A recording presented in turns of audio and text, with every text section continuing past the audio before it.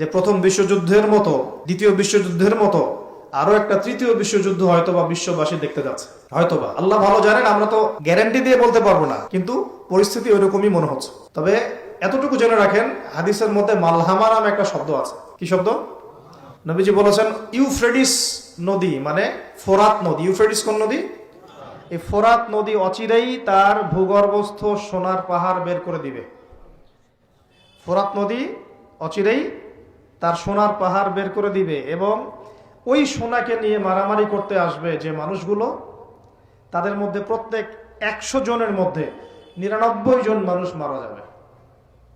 আর একজন ব্যক্তি যে বেঁচে থাকবে, সে ধারণা করবে আমি সেই ব্যক্তি যে সোনাটা পাবো। আর মুসলিমদেরকে নবীজি বলছেন, তোমরা যদি ওই সময় ওই জায়গায় থাকো, কোনো মুসলমান যদি সেটা দেখে, তোমরা সেই সোনায় হাতও দিবে না। আরেকটা হাদিস এসেছে যে অচিরেই রোমকরা, পশ্চিমারা আরবদের সাথে চুক্তি ভঙ্গ করবে এবং 80টা পতাকা নিয়ে তাদের বিরুদ্ধে যুদ্ধে নেমে যাবে। কয়টা পতাকা? 80টা। এবং প্রত্যেক পতাকার নিচে থাকবে 12,000 করে সৈন্য। কত হাজার?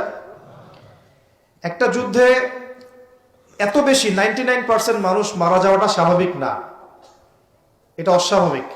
ঢাল তলোয়ার AK-47 যুদ্ধে এমনটা হবে না বা হয় না।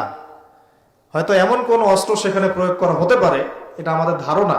আল্লাহ ভালো জানেন যেই অস্ত্রগুলো দিয়ে অল্প সময়ে বেশি বেশি মানুষ মেরে ফেলা সম্ভব, ঠিক যেমন এখনকার নিউক্লিয়ার ওয়েপেন্স বা থার্মোনিউক্লিয়ার ওয়েপেন্স হতে পারে। আল্লাহ ভালো জানেন। তো বিশ্ববাসী এরকম একটা মালহামা দেখার অপেক্ষায় আছে। এই মালহামার পরেই আসবেন ইমামুল মাহদি। ইমামুল মাহদির পরে আসবে ঈসা ইবনে মারিয়াম। ঈসা ইবনে মারিয়ামের পরে আসছে ইসলামিক খেলাফত। ওই খেলাফত থেকে খলিফা, এই শব্দটা নিয়ে কথা বলছি এখন। যারা কনসেপ্টটা না বুঝতে পারলে এখনকার জিও পলিটিক্সটা বুঝতে পারবেন না। ইউনাইটেড নেশনস আপনাদেরকে জিও পলিটিক্স বোঝাতে পারবে না। জিও পলিটিক্সটা বুঝতে হলে যারা কনসেপ্ট লাগবে। তাদের ধারণা, তাদের মাসিহ আসলে পরে জেরুজালেম থেকেই আবারও বিশ্ব শাসন করবে, এটা ওরা ধারণা করে। এই ধারণায় তারা বিগত 100 বছর থেকে কাজ করে যাচ্ছে। কত বছর থেকে? এবং কাজ করতে করতে করতে করতে এখন দেখেন কি অবস্থা। প্রায় বেশিরভাগ জায়গায় তারা দখল করে ফেলেছে। তারা রাজনীতি নিয়ন্ত্রণ করে ফেলেছে, তারা রাষ্ট্র গঠন করে ফেলেছে, তারা রাজধানী পর্যন্ত ঘোষণা করেছে, তারা অর্থনীতি নিয়ন্ত্রণ করে ফেলেছে, তারা ব্যাংকিং ব্যবস্থা নিয়ন্ত্রণ করে ফেলেছে, ব্যবসা বাণিজ্যের বড় বড় সেক্টর নিয়ন্ত্রণ করে ফেলেছে, প্রযুক্তিগুলো নিয়ন্ত্রণ করে ফেলেছে, অস্ত্রশস্ত্রগুলো মজুত করে ফেলেছে। এখন তারা যা ইচ্ছা তাই করতে পারে। এই কাজগুলো তারা কেন করছে এটা আপনারা বুঝতে পারছেন না। কেন তারা হাসপাতালে বোম মারবে? কেন শিশুদেরকে হত্যা করবে? আপনার তো একটা কুকুরের গায়ে লাথি মারতে মায়া লাগে, মায়া লাগে না? কিন্তু কিভাবে নির্দয়ভাবে এই কাজগুলো তারা 100 বছর থেকে করতে পারছে? কারণ তারা মনে করে তারা সঠিক কাজ করছে। তারা মনে করে যে তারা এই জায়গার মূল মালিক, এই জায়গার মূল মালিক তারা এটা মনে করে। এবং তারা নীলনদ, মিশরের নীলনদ থেকে ফোরাত নদী পর্যন্ত পুরো জায়গাটাকে হোলি ল্যান্ড মনে করে, পবিত্র জায়গা মনে করে। এবং তারা মনে করে যে আল্লাহ পাক তাদেরকে ওই জায়গাটা দিয়েছেন, এই জায়গাতে থাকার কোনো অধিকার নাই।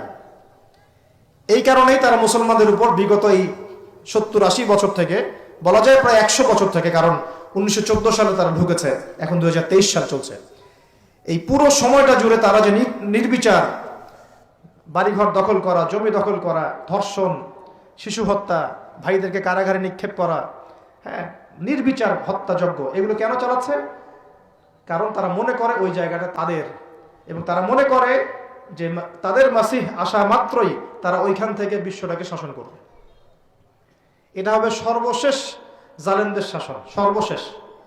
এবং কত দিন শাসন করবে সেটাও নবীজি বলে গিয়েছেন সাল্লাল্লাহু আলাইহি ওয়াসাল্লাম। আল্লাহ নবী বলে গিয়েছেন সে শাসন করবে 40 দিন। কতদিন? যার প্রথম দিনটা হবে 1 বছরের সমান। অলৌকিক না বিষয়টা? দ্বিতীয় দিনটা হবে 1 মাসের সমান, তৃতীয় দিনটা হবে 1 সপ্তাহের সমান, বাকি দিনগুলো হবে আমাদের দিনের মতো।